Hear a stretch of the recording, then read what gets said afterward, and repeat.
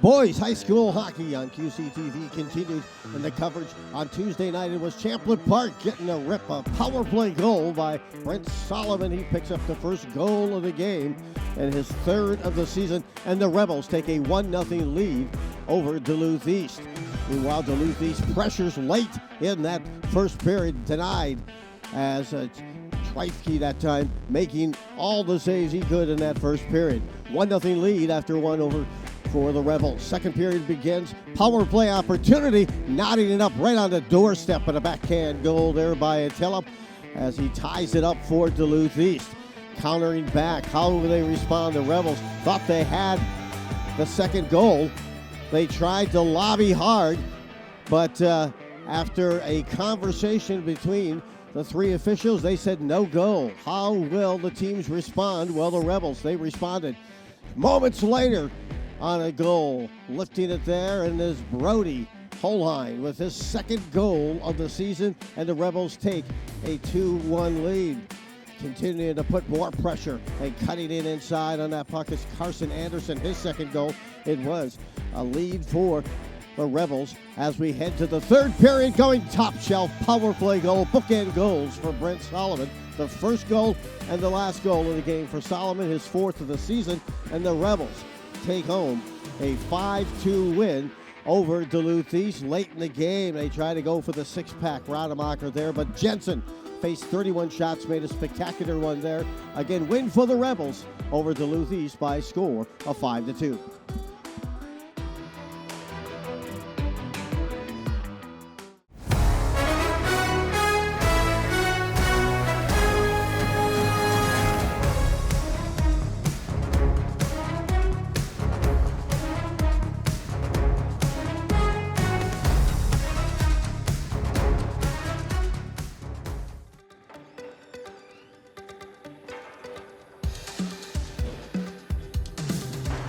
Having a tougher schedule really prepares us for more adversity, and when things aren't going our way, how we can fix it, and kind of just mentally preparing us for when we're down in the game, what can we do to bring ourselves back up, or when we're in a slump, what we can do better.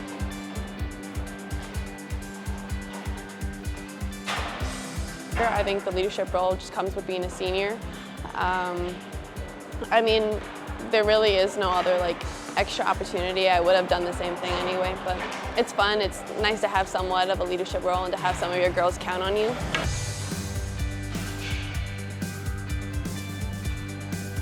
I feel like our schedule is hard, yeah.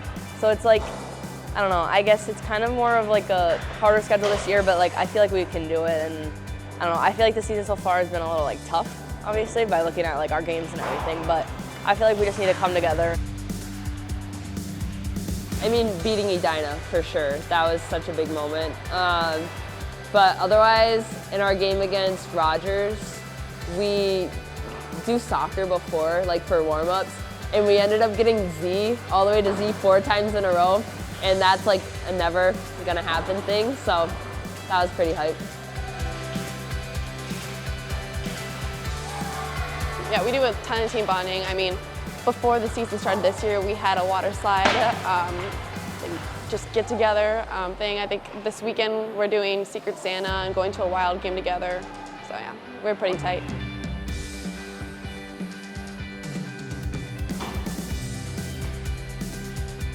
I definitely say everyone. I feel like everyone's a good game, and anything can happen. Clearly when we played Holy Family, or not Holy Family. Wait, yeah, Holy Family. No one really saw that happening. So, but yeah, I would say probably Hill Murray too is a big kind of game coming up with a big competition, and then obviously Walser tournament. They're good. All the good teams.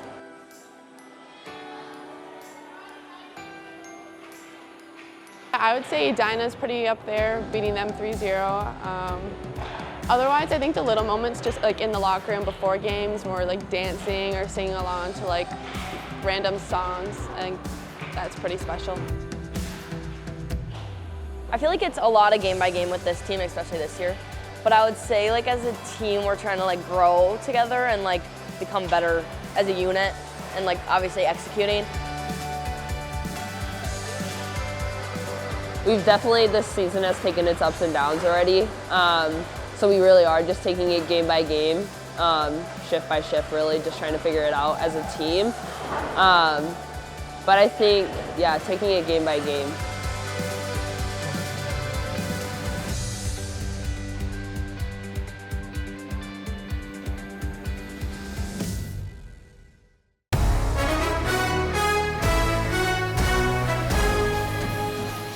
From the Champlin Park Ice Arena, the Rebels are playing for Max Ackerson, their teammate that passed away last week from cancer.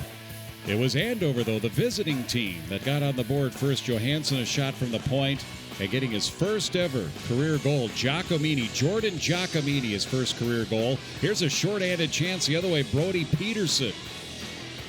And a big save by Wiley, the netminder. Champlin Park would get on the board with a scramble around the goaltender Pruitt. And that goal was by Perkins, his fourth of the season. We ended the first period tied at 1 for the Rebels and the Huskies. Back come the Huskies. They fire it in on the netminder. Tanner Wiley makes the save. And then Wexeth able to tap in a puck, jamming it in against the Andover netminder Pruitt. It was across the goal line. That gave Champlin Park a 2-1 lead.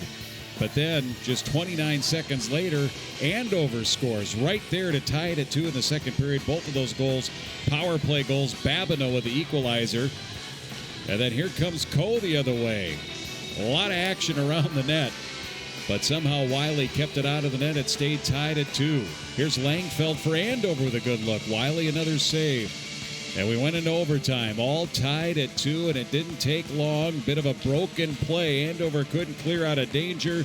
And there's their top goal scorer, Brent Solomon, picking up the loose puck. He fires it in for his 5th goal of the season. First win for Champlin Park against Andover since 2015. They win it for Max here tonight as the coaches sharing a hug. 3-2 Rebels.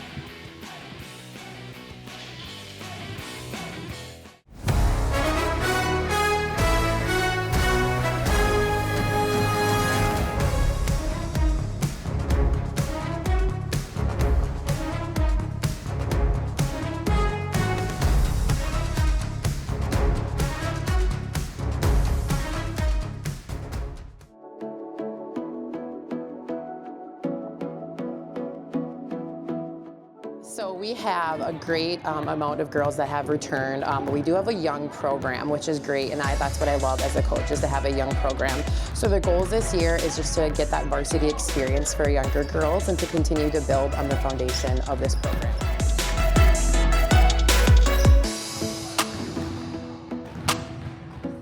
I think it's going good. We had a lot of seniors graduate last year that played like a big part on our team, so it was definitely a rebuilding year. But so far from our first game until now, I feel like we've improved a lot. We've learned how to play with each other, and I think that's helped us win more games.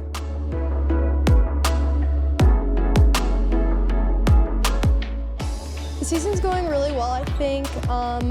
We're doing a lot, like working together as a team, and it's hard because we're all so young, but I think we're gonna use that to our advantage because we got a lot of height, and it's just helping us like really work together and be a family. That's our motto this year, is family.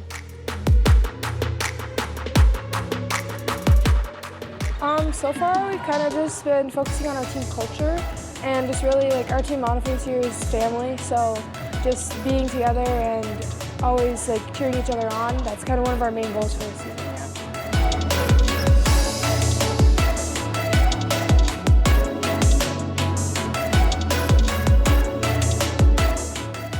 I think just continuing to instill confidence in all of our players, young and old, is important. And then, yeah, just like having confidence in each other, making sure there's always that fun aspect of it, like enjoying laughing, smiling, stuff like that.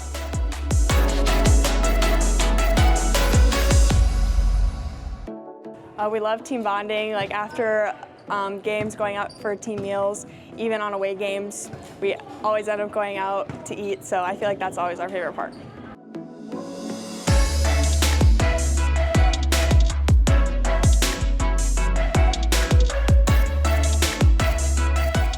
my gosh, we have so much fun together. We hang out like every single day.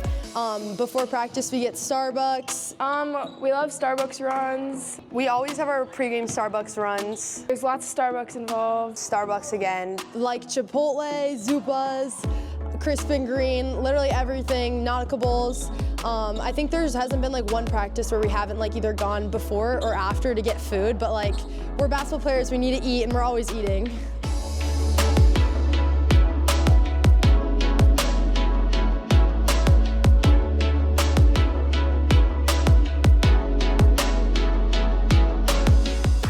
A big goal that we have this year is to kind of just like leave our legacy for us seniors. Like there's only 2 of us and we really want to make a good impact on this program. We got a whole set of new coaches, so we're just all working together to kind of lead the team, and we have a lot of goals to just like compete and show that even though we're young, we can still do so much with everything that we have. I think it's been a great year so far. It's an honor to be back here as the coach. I graduated here back in 2008. I also played 4 years of basketball here at the varsity level. So it's a full circle moment for me to be back here, and it's a very big honor to coach this program. We have such a wonderful group of girls that are in this program, and it's been a great year so far.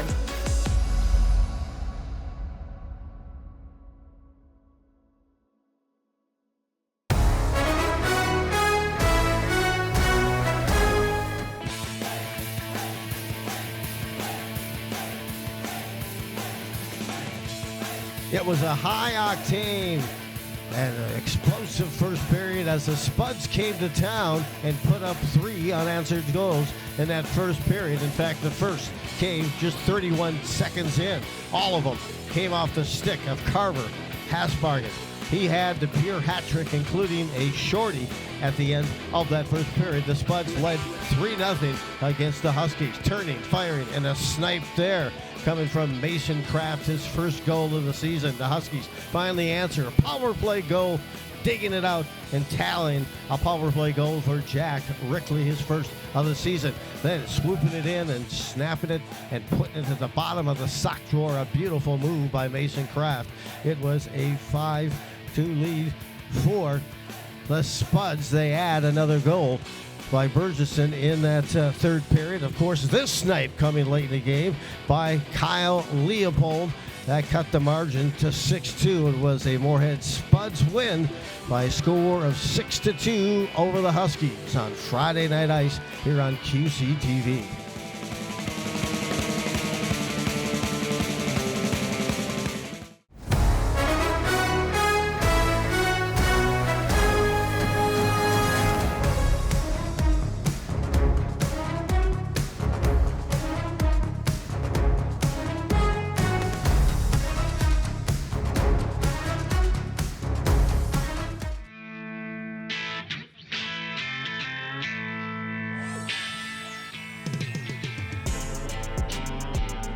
Been going good so far. Right now, we've just had a few meets, but I've done good in my matches, and the team has done good so far too. It's really cool having a bigger team. We've always had a smaller one, and then we have a bunch of freshmen coming up. I'm excited for the seasons to come after this. I like helping out with the youth practices and stuff. They all work hard, and they're good kids. Well, it's been like different for me this year because I'm moving to heavyweight. This is my first time. So it started off rough. I lost both my matches, got pinned, but then at the STMA tournament, I got second place and I won 3 and lost 1. I like the competition. I feel like it's better wrestling guys that are better than you or at your level versus guys you're going to beat up on, because that's how you get better, is wrestling guys that are better than you. Probably Blaine. Blaine's usually, I feel like the guy I wrestle from Blaine's usually a really good wrestler each year. I want to wrestle Anoka. I'm ready for Anoka. Yeah, who's going to win? Us. I'm looking forward to wrestling Anoka because I think we got to beat them. They've had our number, and I think they're our biggest competition to get to state this year. So, yeah, that'd be my most looking forward to duel. Most days I don't really eat before the match. I just like locks me in and I listen to music, and then I always do the same stretch. I like put my leg back and lay down on my back, do this before every match.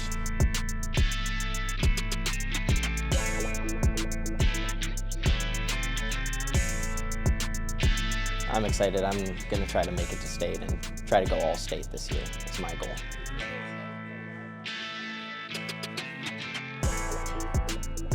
I want to place this year in state.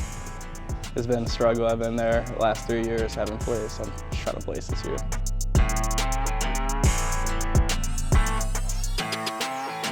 Long term, I'd hope to make it to state. I placed 3rd in sections every year of high school so far, so hoping to get, because obviously top 2 is state, so I'm hoping to make that jump. But yeah, I'm taking it week by week too, just trying to get better at wrestling consistently and having fun with it.